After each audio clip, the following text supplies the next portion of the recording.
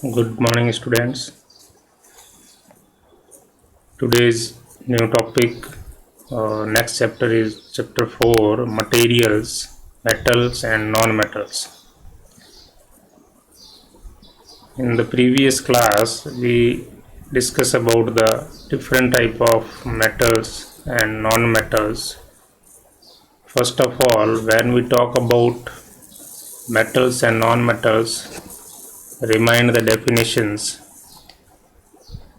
of the metal and non metal.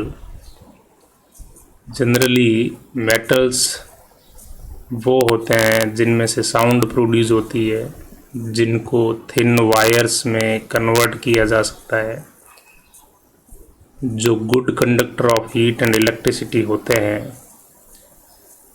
ये metals कहलाते हैं।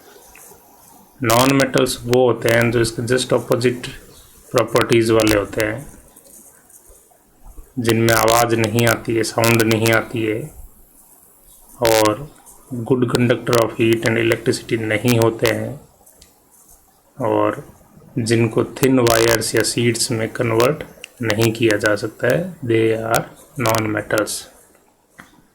मेटल के एग्जाम्पल बहुत सारे हैं, जैसे आयरन, कॉपर। नॉन मेटल्स में phosphorus. In this slide, we have to talk about the occurrence. Occurrence means where they are present. In nature, 92 elements are present. Out of that, 170 are metal and 22 are non-metals. कुछ ऐसे elements भी होते हैं जिसमें metal और non metals दोनों की property पाई जाती है, उनको मेटलॉइड्स कहते हैं। क्या कहते हैं? Metalloids. So when we talk about metal and non-metal, we have to remember the metalloids also. Clear? Only some metal like gold, silver, platinum, etc. are found in the free state.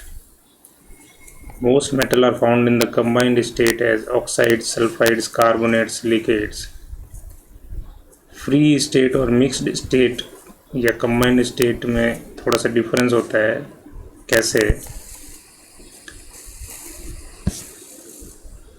जैसे gold को अगर हम लेना चाहेंगे या silver या platinum, ये free state मिलते हैं। फ्री स्टेट का मतलब ये किसी के साथ मिले हुए नहीं होते हैं, मिक्सिंग नहीं होती, इम्प्योरिटी नहीं होती इनके अंदर। जबकि ज़्यादातर जो मेटल हैं वो कंबाइंड स्टेट में ऑक्साइड्स के साथ, ऑक्साइड का मतलब है ऑक्सीजन मॉलिक्यूल उसके साथ में होता है किसी मेटल के, तो ऑक्साइड कहलाता है। सल्फाइड, किसी मेटल के साथ सल्फर है तो सल्फाइड कहलाता है। कार्बोनेट्स, जैसे CO2 है, कभी फ्री फॉर्म में नहीं मिलती है, जैसे चूना पत्थर है ना, तो ये कार्बोनेट्स कहलाते हैं। सिलिकेट्स, जो सिलिकन के साथ में पाए जाते हैं मेटल, उनको सिलिकेट्स कहते हैं। Some metals are found in the free state like helium, neon, organs, etc. and some are found in the free and combined state like sulfur, phosphorus.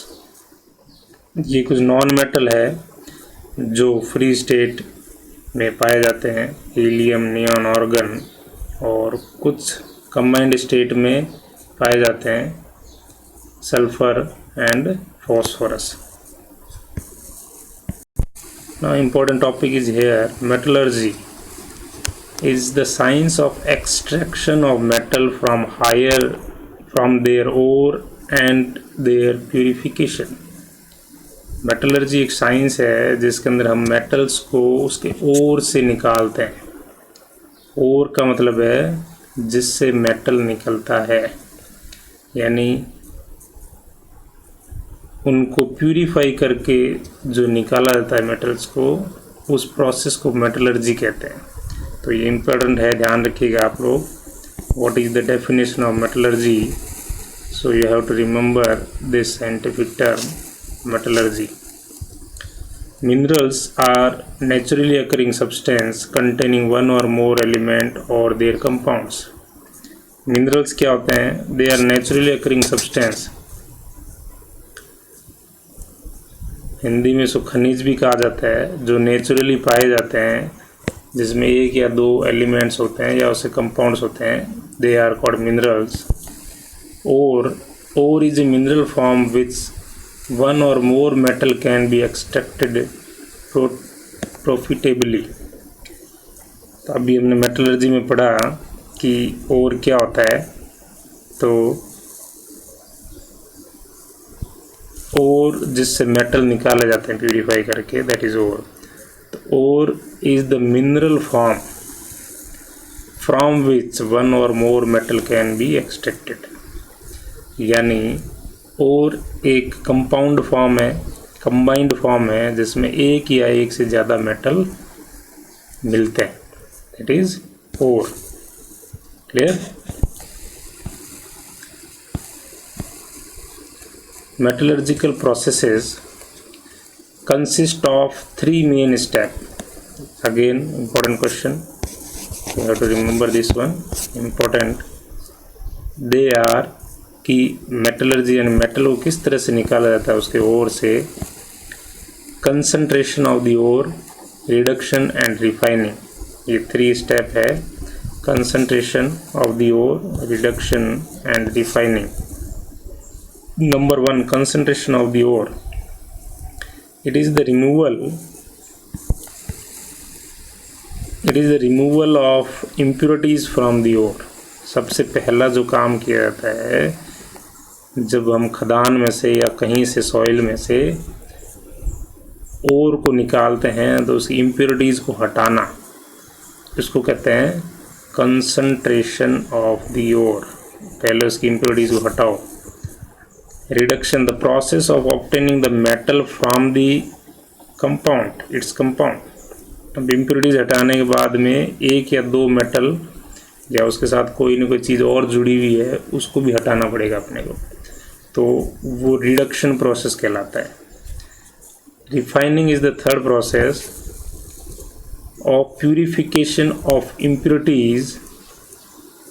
Purification of the impurities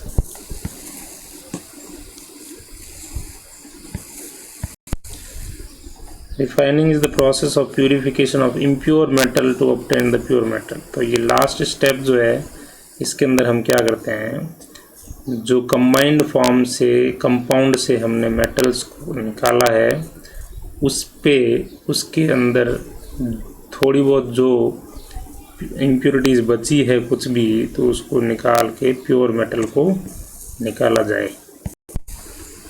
again there is a important question, physical properties of metal and non metal. Physical properties,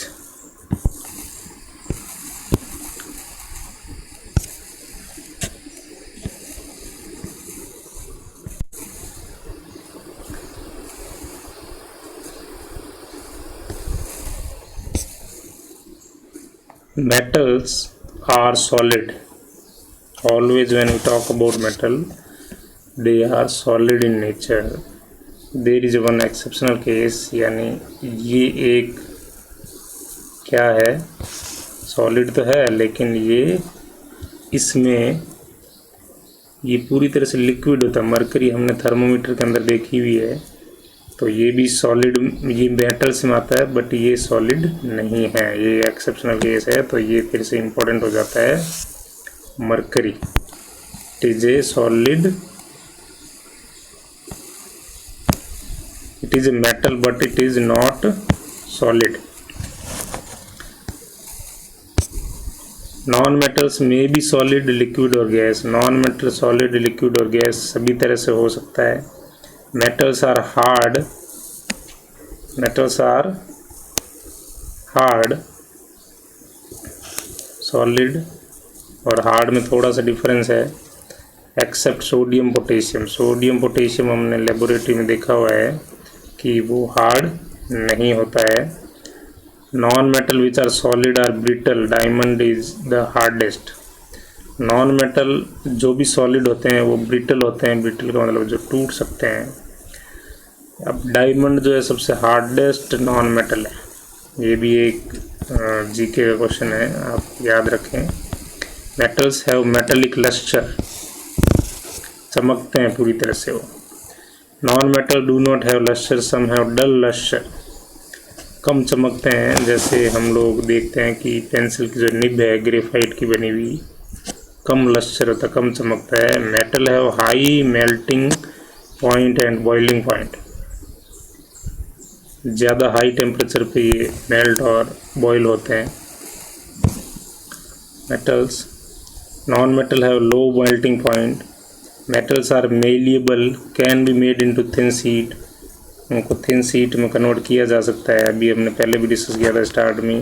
non metal are non malleable, metals are ductile, can be made into thin wires, पतली तारें बनाई जा सकती है, जैसे copper की तार वगैरह हम लोग घर में बनाते हैं, इलेक्ट्रिक कनेक्शन में लगाते हैं। Non metals are non ductile, उनसे तारें नहीं बनाई जा सकती। Metals are good conductor of heat and electricity, non metals are bad conductor of heat and electricity except graphite. So here graphite एक ऐसा नॉन मेटल है जिसमें थोड़ा बहुत करंट या हीट जो है उसको प्रोड्यूस किया जा सकता है। Metals are sonorous, they produce sound. Non-metals are non-sonorous. So in this way, this is very important point.